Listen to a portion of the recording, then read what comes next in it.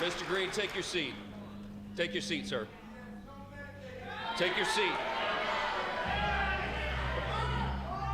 Finding that members continue to engage in willful and concerted disruption of proper decorum, the chair now directs the Sergeant at Arms to restore order. Remove this gentleman from the chamber.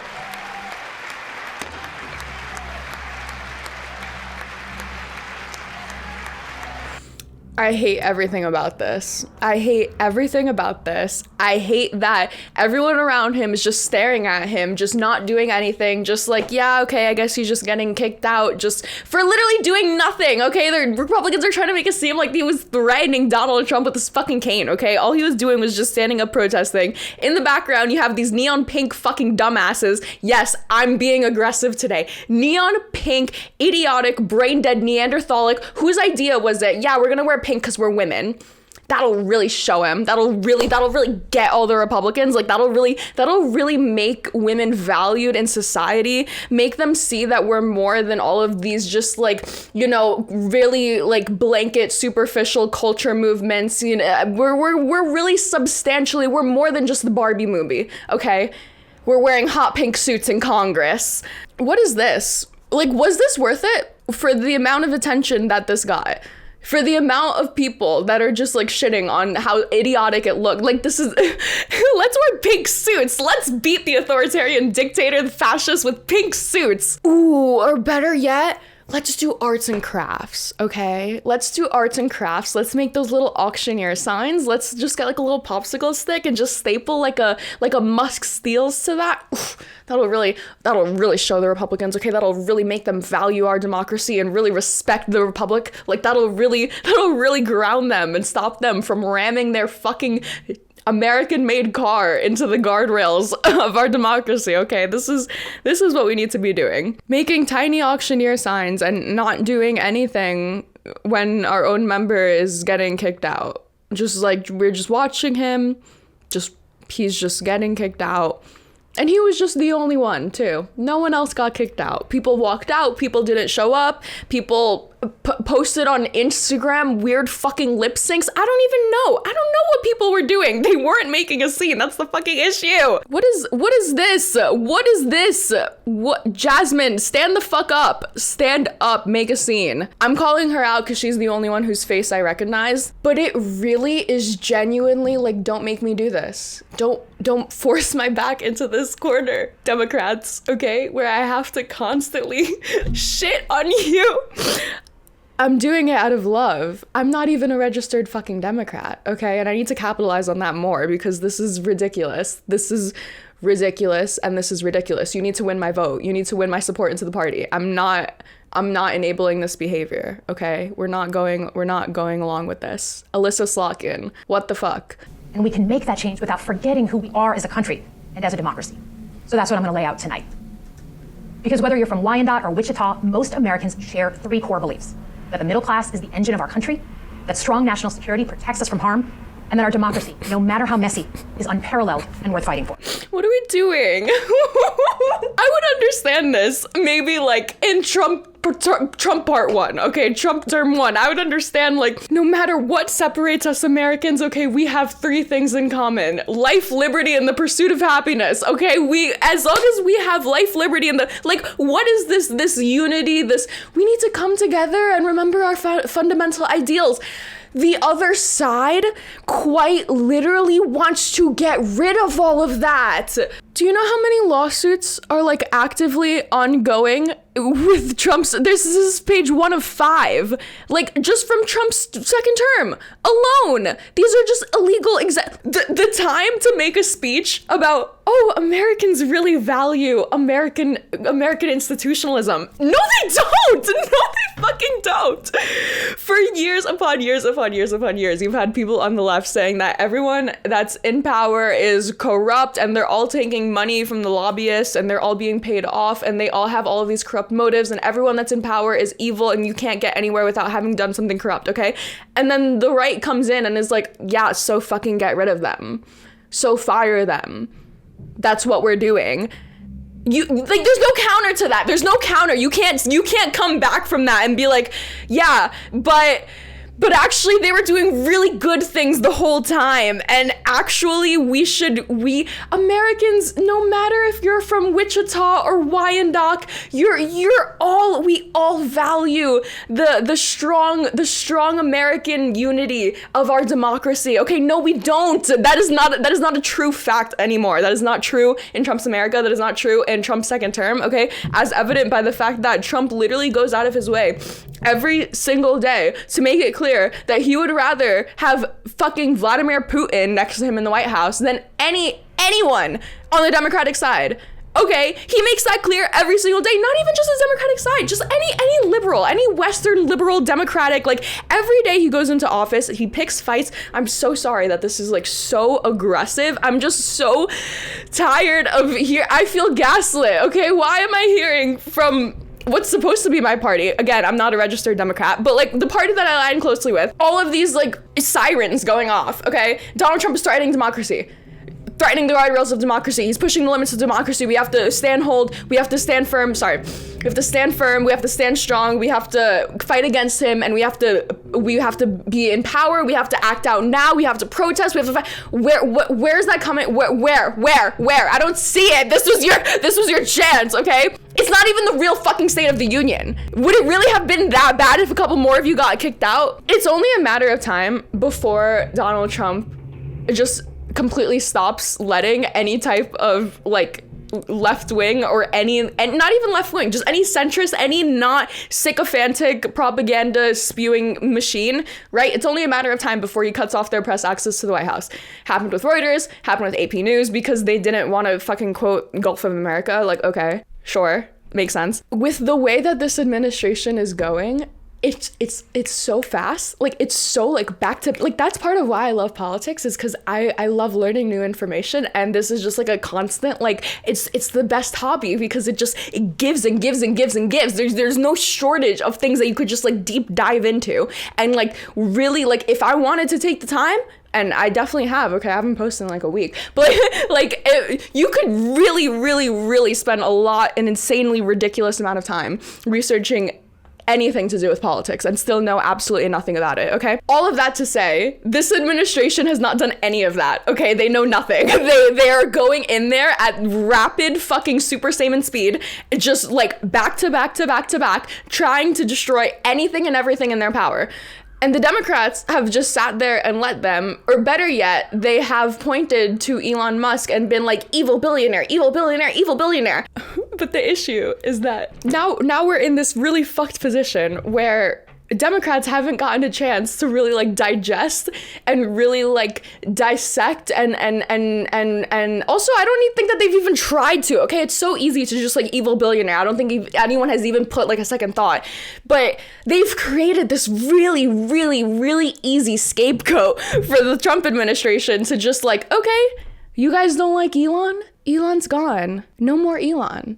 Now what are you complaining about? And I hate that we gave that to them. Okay, I saw it coming from a mile away. I knew that with all of the fucking double, triple, quadrupling down, with all of the Bernie, the billionaires, sorry, let me not make fun of Bernie. I saw it coming, okay, with all of it was too easy, okay? It was too easy with the Time magazine cover, with all of the AI generated pictures, with all of the body language in the interviews and the clips. It was too easy. They handed it to us and we fell into their trap. Inside the explosive meeting where Trump officials clashed with Elon Musk, simmering anger at the billionaire's unchecked power spilled out in a remarkable cabinet room meeting. The president quickly moved to rein in Mr. Musk. Look what we did. Actually, no, not me. I didn't do any of this. I take no responsibility for this. Look what you did, Democrats. The president quickly moved it to rein in Musk. You know what they're gonna do? They're gonna paint it like Donald Trump saved America from the evil billionaire bad boy. The article is a collection of eyewitness testimony with people who are familiar with the account. Okay, so take it with a grain of salt. But essentially, Mr. Rubio, who's still really pissed about, Elon Musk completely getting rid of USAID illegally, because that's something that he has to deal with all of the fallout of. By the way, Africa has Ebola, in case you didn't know. So that's something that we have to worry about now, because contrary to popular belief, we do live in a global world, and we do interact with people outside of America, in the world. So things that happen in the world do tend to affect things in America, especially when America has such a prominent part of the world. But I digress. You have fired nobody, Mr. Musk told Mr. Rubio, then scornfully added that perhaps the only person he had fired was a staff member from Mr. Musk's Department of Doge. Apparently, in this meeting, Mr. Rubio had a little temper tantrum and finally got off everything that was really keeping him up at night. And he yelled at Mr. Musk and said, "You fired 15,000 people! You offered them buyouts, so it's even worse than firing them because you're still fucking paying them. Like, what do you want me to just make a big show out of it? Is that the issue? Was it not like on Twitter enough for you to be satisfied with it?" To which Elon Musk apparently had the audacity to respond, "You're good on TV." Mr. Rubio is not good on TV, okay? I don't know if you saw his latest performance, okay? But he barely even made an appearance, and he also looked like he wanted to kill himself whenever he was on camera. The New York Times also ridiculously glazes Donald Trump throughout this article, okay? The meeting was a turning point from, the frenetic first. What the fuck does this word mean? Frenetic. Frenetic? You mean anti-constitutional, illiberal, anti-democratic, anti-American, fucking fascistic, authoritarian dictatorship? Like, what do you mean frenetic? Frenetic. Other than that, like, how was the play, Mr. Lincoln? Mrs. Lincoln, sorry. Thursday's meetings, which was abruptly scheduled on Wednesday evening, was a sign that Mr. Trump was mindful of the growing complaints. He tried to offer each side something by praising both Mr. Musk and his cabinet secretaries.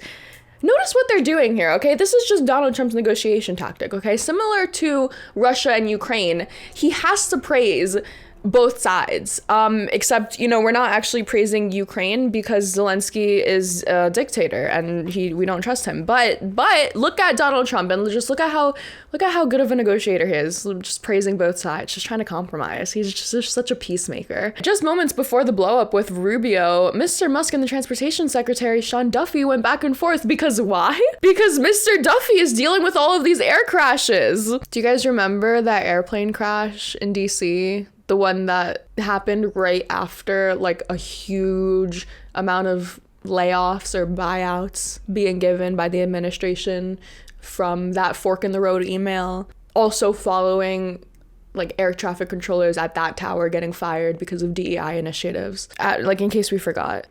Mr. Musk told Mr. Duffy that his assertion was a lie. Mr. Duffy insisted it was not. This is this administration. This is, he said, she said. The exchange ended with Mr. Trump telling Mr. Duffy that he had to hire people from MIT as air traffic controllers. These air traffic controllers need to be geniuses, he said. So they were fighting because Elon Musk ordered the mass firing of a bunch of FAA employees, the people that control air traffic control. And Donald Trump, instead of saying anything to Elon Musk and any type of maybe we shouldn't have done that, maybe we should have went about doing these layoffs in a more systematic way that wouldn't have just abruptly thrown off air traffic control navigation for a couple of weeks. Maybe we could have thought this through a little better. No, we get none of that. What if they're just smarter? What if we just make them smarter? Just get them from MIT and then it'll be smarter. Oh, but also all of these liberal cuck absolute brainwashed educational institutes are a complete waste of money, complete waste of time. You shouldn't invest in any of them. They're all going to brainwash your kids and turn them into sheep that work for the government and that just spew whatever government propaganda that they're going to spew. But also we want the MIT ones to work as air traffic controllers. And also when my Secretary of Defense is only qualified in that he went to one of those smart person schools, I'm just going to brandish that just back to back to back. The whole kerfuffle also ended with Donald Trump just saying Mr. Rubio is doing a great job. The argument dragged on for an uncomfortable time. Mr. Trump finally intervened to defend Mr. Rubio as doing a great job. Mr. Rubio has a lot to deal with, the president said. He is very busy and is always traveling and on TV. And he has an agency to run. So everyone just needs to work together. Wise words from our great orange mango. Now, this story was updated at 1:37. It is currently like, let me grab my phone. It is currently 3 p.m. So I can't wait to see what the backlash to all of this is going to be, if any. But this is the start. This is the start of a very, I'm not even gonna say well thought out, because I don't like to give Donald Trump all of that credit. I don't think that he's smart enough to think of all of this. But there is no reason that Democrats should be focusing as much on all of these really showy, really ridiculous, like really Trump betrays women for billionaire tax cuts. Trump is stealing from the disabled kids for the billionaire tax cuts. Trump is gonna take the food out of your children's mouth for the billionaire tax cuts. None of that works when you don't have the billionaire anymore, okay? And so this article, this whole whatever fight happened in the Oval Office earlier to yesterday, that is the beginning of the end of this little Trump and Musk relationship. I don't even know what can they even end if one needs the other so immensely? Like, Elon Musk already ran like $1 million worth of propaganda just thanking Donald Trump in like the first administration, which is not a lot of money at all compared to Elon Musk. I'm very interested to see how this relationship will end up, disintegrating. But mark my words, it will. And when it will, Donald Trump will make it seem like he was the hero, the knight in shining armor, the one that defeated the evil billionaire that all the Democrats were complaining about. And why are the Democrats not being more appreciative that I'm the one that got rid of the billionaire? Okay, they were complaining all this time for so long just about the billionaire, we're gonna steal all of your money, blah, blah, blah. Well, goodbye, Elon Musk. Now I have no billionaire. Now what's your excuse? I'm surprised that they're already fighting this early on, okay, considering we have 4 more years.